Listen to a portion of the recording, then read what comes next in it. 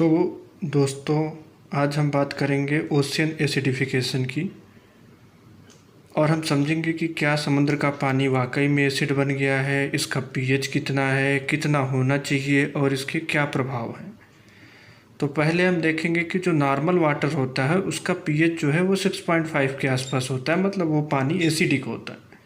पर जो oceanic water होता है उसका पीएच 8.1 से 8.2 के रेंज में होता है, मतलब वो बेसिक होता है। अब हम समझेंगे कि इसका रीज़न क्या है। रीज़न यह है भाई कि ओशियन में बहुत सारे सॉल्ट होते हैं, जैसे NaCl, MgCl2, CaCl2। अब ये जो सॉल्ट हैं ये जब पानी में घुलते हैं तो ये बनाते हैं NaOH और HCl। तो ये एक NaOH क्या है, ये स्ट्रॉन्ग बेस है, और HCl क्या है, स्ट्रॉन्ग एसिड है। तो स्ट्रॉन्ग एसिड स्ट्रॉन्ग बेस मिलके फिर वापस से NaCl और वाटर बना देंगे। तो जब भी स्ट्रॉन्ग एसिड और स्ट्रॉन्ग बेस होंगे तो ओवरऑल रिएक्शन जो है वो न्यूट्रल ही रहेगी, मतलब पानी का पीएच ओशन में 0 होना चाहिए।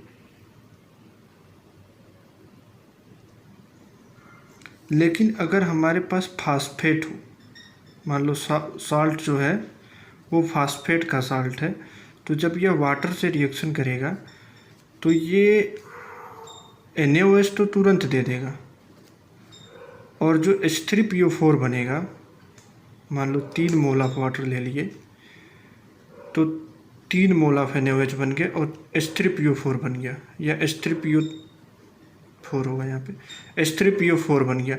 अब ये जो है ये एक वीक एसिड है, पर NaOH क्या है, स्ट्रॉन्ग बेस है। तो ये स्ट्रॉन्ग बेस जो है ये ओशियनिक वाटर को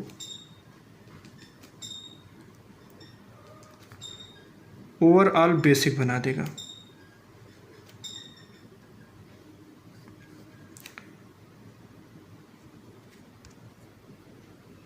तो अब सवाल उठता है कि ओशियनिक एसिडिफिकेशन क्या है जब ओशियन का वाटर बेसिक है। तो देखो भाई, ऐसा हो रहा है कि जो हमने ग्रीन हाउस गैसेस छोड़ी, मान लो कार्बन डाइऑक्साइड, और जो कुछ एसिड रेन हुआ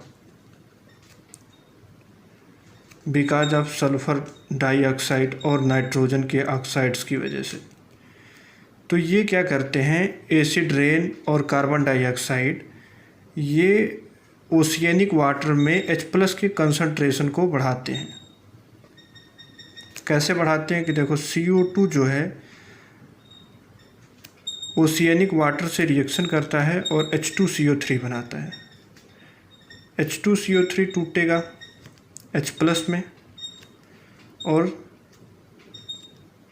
CO3 पे 2- में। ये H+ ओशियनिक वाटर में H+ के कंसंट्रेशन को बढ़ा देगा। अब देखो इससे होगा क्या, ये हमारे लिए चिंता का विषय क्यों है, इसके इफ़ेक्ट क्या है। तो जो हमारे एनिमल्स हैं, जो भी हमारा बायोडाइवर्सिटी है जिसमें सेल पाए जाते हैं, मान लो जैसे कोरल लीव्स, चाहे जो घोंघा वगैरह होते हैं, उनमें जो सेल होता है वो कैल्शियम कार्बोनेट का बना होता है।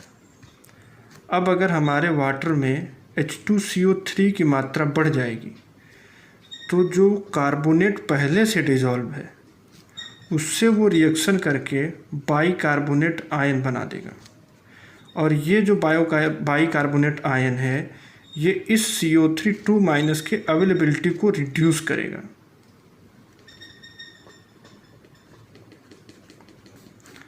तो इससे क्या होगा, इससे क्या होगा कि जो कोरल लीव्स हैं, कोरल्स हैं, वो ख़त्म हो जाएंगी। क्यों ख़त्म हो जाएंगी, क्योंकि उनके लिए ये CO3 पे 2- अवेलेबल ही नहीं होगा, और जो कुछ अवेलेबल होगा वो सलूबल हो जाएगा। तो ये कंसर्न है, मतलब कि इससे क्या है, बायोडाइवर्सिटी को खतरा है।